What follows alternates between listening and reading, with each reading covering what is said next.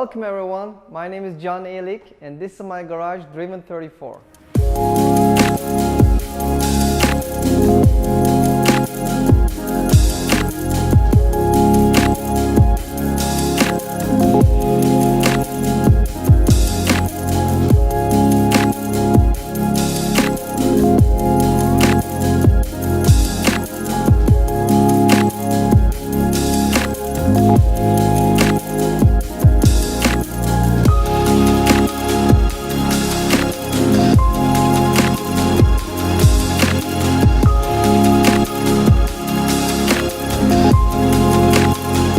Today I'd like to take you on a tour of my private BMW M car collection located here in Istanbul, Turkey.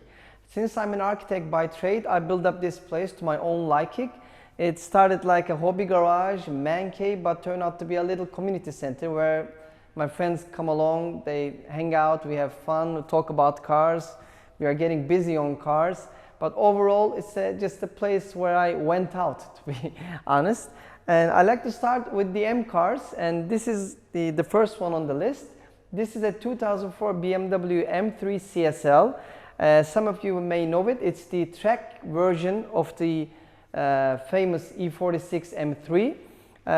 They were only imported to Europe, Middle East, and the rest of the world except for US. And there was only 1,382 of them ever made. And this is car 805. It was originally a Turkish car, Turkish market car. I own it for the last 9 to 10 years. It's a blast, it's amazing. It's simply a lightweight version of the M3.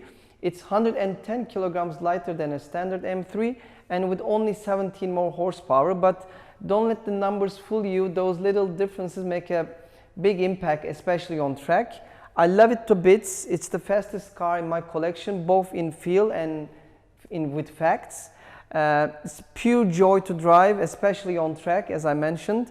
I've been to many road trips with this car. This car has seen Nürburgring twice. So one thing I do with all my cars, I take them on big long trips, and because I sincerely believe in get out and drive philosophy. And in that sense, they all see the road all the time in all conditions.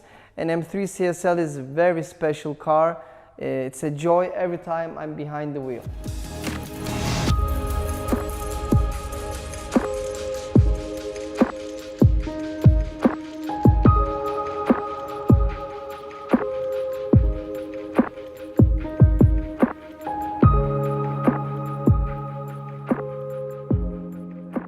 To go into further details, this 17 extra horsepower came with the carbon fiber airbox, special cams and special engine tuning to bring that horsepower out. They were only produced in this silver gray color or sapphire black color.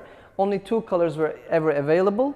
And the only thing I made to this car after my ownership is installing AP Racing big brake kit and KW Club Sport coilovers, which I believe helps the handling significantly, especially on track. Other than that, it's got some lightweight bits like lightweight battery, which I added later, and some oil catch can. But to be honest, to make this car 100% on top of things, you don't need to add too much. In this case, actually, you add lightness. So overall, I love this to bits, and it's one of my favorite cars, and I hope to keep it in my collection for years to come, and hopefully pass on to the next generation, my sons one day. Since we're talking about track specials, let's move on to the E36 M3 GT. This is a very special car in the BMW M's history. The name GT comes from the FIA GT Championship, and this car has been produced to homologate the differences that's been made to the race car. So BMW had to make some road versions, and they only made 356 of them. 6 of them being prototypes and 350 sold to the customers. And this is car number 179. It's the only one in the country. It's been imported here back in '95, and I had this like 3 years ago.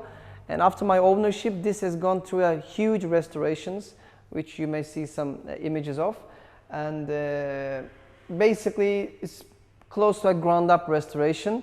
It's also a very special car. It's also been a car of my dreams. I've been dreaming about this car for like more than 12, 13 years, and I had to negotiate with the owners for 10 years to sell it to me. And eventually he agreed to sell it because he moved out of the country. So otherwise it would still stay with him. So gladly I did the full restoration. I love it to bits as well. To give some specifics about the car, similar to the CSL, it's got a little power hike, which is from 286 horsepower to 295, thanks to the camshafts, Vanos tuning, and some lightweight components. This is, if I'm not wrong, 45 kilograms lighter than a regular M3, E36 M3. This is the first time that aluminum doors were used on these cars. And after this, with the Evo engines, 3.2 liters, they started using the doors. What's different about the M3 GT from the regular E36 M3? It has an adjustable front splitter and a high-rise rear spoiler. They all came in this beautiful British racing green color with a matching green and Alcantara interior. And it was the first car by BMW that used carbon fiber trims as options inside the car, which was a big deal back in 1995, because only cars like Ferrari F40 and McLaren F1 were the only ones using carbon bits inside the car. So for BMW, this car was a milestone in experimenting new products and materials. It's a joy to drive. It's also matching my driver's license year. So this was a car that I was looking up to. This was my first dream car, and I'm blessed to say that I have it in my collection today.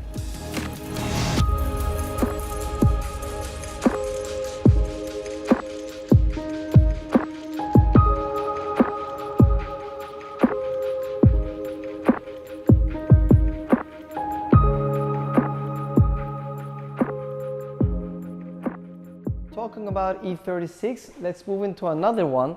Not an M3 this time, but E36/8, which is BMW Z3M.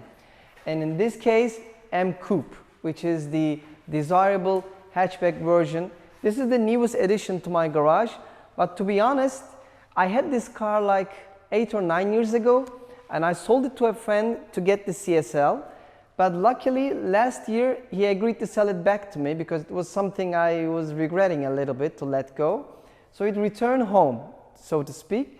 And this has recently been through a restoration as well. Not as ground up as the M3 GT, but tiny things added up to being an overhaul after all. And it's just been recently finished actually. It returned to the garage a couple days ago only. And I wanted to share this with you as well. So as some of you may know, this is the M Coupe. This was designed as a roadster first by BMW M, but then chassis flexibility wasn't up to the standards of the engineers. So in Hideout, they did this experimental coupe form, or coupe in Europe, some would say, to add some rigidity to the chassis. When it first came out, it was controversial. Some people loved it, some people hated it. To be honest, I wasn't in love with it when it first came out, but as years went by, it grew on me. It's kind of like a beautifully ugly sort of car, but I just can't live without it. It's my favorite shape, and it's a hooligan of a car. No traction control, nothing.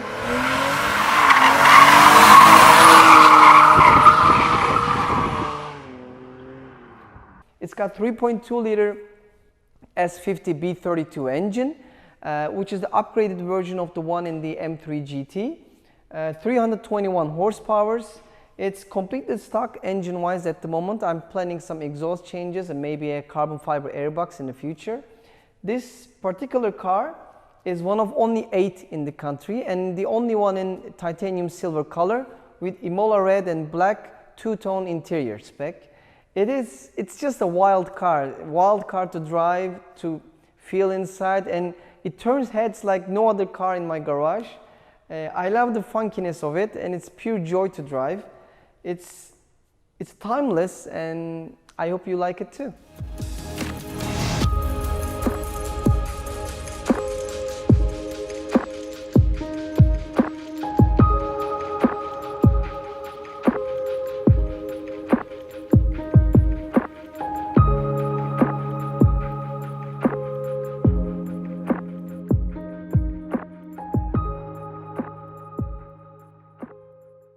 And finally, I saved the best for the ending. So this is my 1987 BMW M3, aka E30 M3. It's the first M3 ever made, and it's unarguably my favorite car in the garage. I have a special bond with this car. I had it for 14 years now. We've gone through hell with it. The restoration was a headache, both financially and physically. And this car, believe it or not, has seen 8 countries. So I took it to very long trips. It's seen the tops of the Swiss Alps and also coasts of the French Riviera, Nürburgring, Spa, Francorchamps, different tracks all around the world, all around Europe to be honest. But it's just pure joy. I mean, I even have a picture of this car in front of the Eiffel Tower in Paris. So imagine Istanbul to Paris is a long way, and it takes some passion to go through with it. I love this car more than anything. It's even has a name which is called Henna, which comes from its paint code actually. It's called Henna Red, which is my favorite color of this car anyway. And the specific thing about the Henna Red is it was only produced in the first year of production and first half year of the production. So this is one of the rarest colors of E30 M3s ever.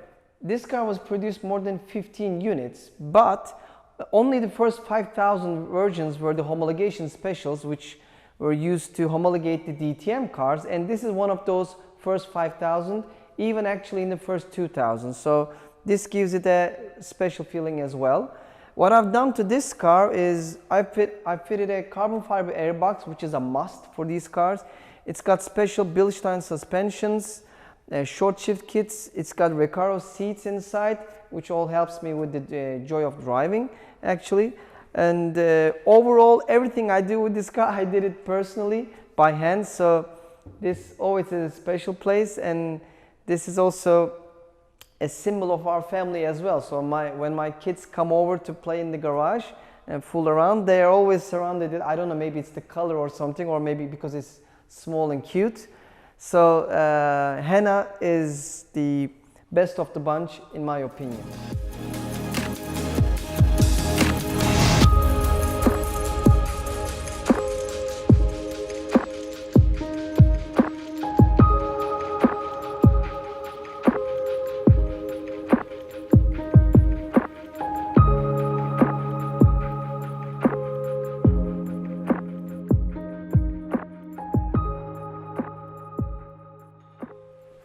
So, I hope you like my little man cave hobby garage here in Istanbul. And if any of you enthusiasts ever in town, just send us a message or email through our social media feeds, and we'd be happy to show you around. I'd like to thank Pearson Automobile Museum for this privilege. It's been an honor to be featured in their channel. If you like our adventures, are interested in these type of cars, you can follow us with the name Driven34 in almost all social media platforms. Thank you again for the privilege, Pearson Auto Museum, and thank you to the enthusiasts for watching. Have a nice day.